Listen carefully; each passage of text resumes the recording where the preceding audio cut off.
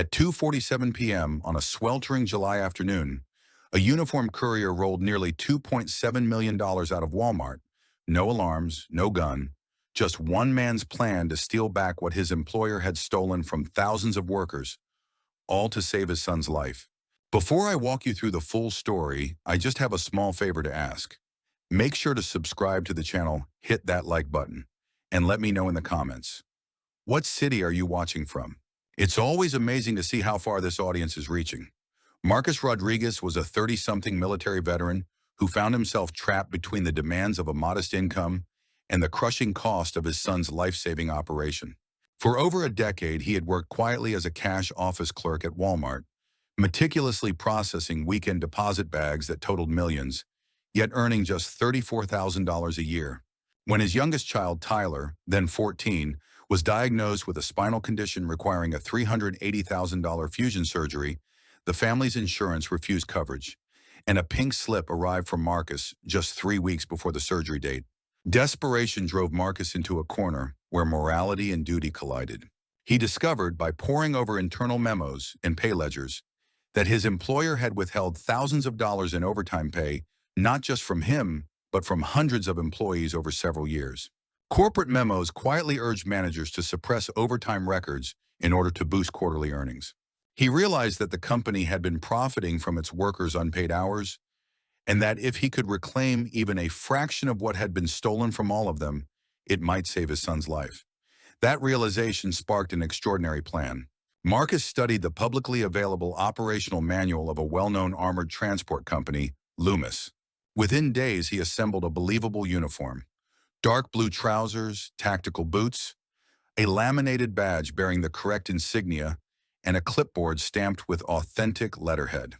He rented a nondescript storage unit to stash his disguise and decals, and scouted a cargo van identical to the ones used by Loomis couriers. He learned the scheduling codes, memorized badge numbers, and rehearsed the radio phrases. Every detail needed to pass as a legitimate courier. On July 12, 2024, at precisely 2:47 p.m., Marcus parked in the reserved armored truck bay at Walmart store number 4387, wearing the polished uniform of Loomis Transport, Tulsa Division.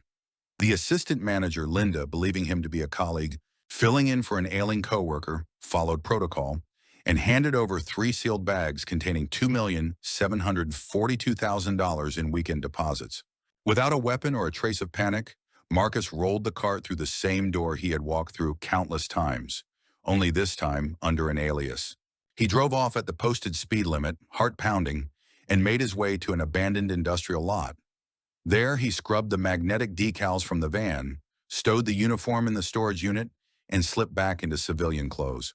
By evening, he had converted enough of the stolen cash into a series of cashier's checks just below federal reporting thresholds. That night, he arrived at the Children's Medical Center and delivered $380,000 in checks to the billing office, ensuring Tyler was prepped for emergency spinal fusion in the early hours of the next morning. Relief was fleeting. As Tyler was wheeled into surgery, Detective Martinez called Marcus with the chilling summons, "We need to talk." Law enforcement had traced surveillance footage of the storage rental, followed purchase records for the security uniform, and tracked the van's license plates to a rental agency. Within 24 hours, federal agents were at his door. In handcuffs, Marcus maintained his composure, knowing that Tyler by then was safe on the operating table. During the subsequent investigation, Marcus insisted on exposing the broader injustice.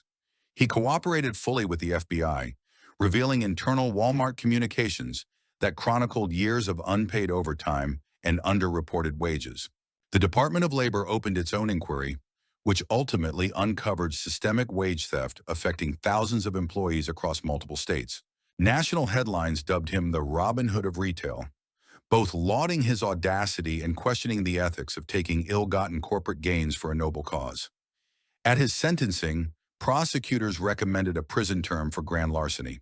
In a remarkable turn, Judge Elena Morrison considered Marcus's military service, the corporate malfeasance he exposed, and the life-and-death circumstances that drove his actions.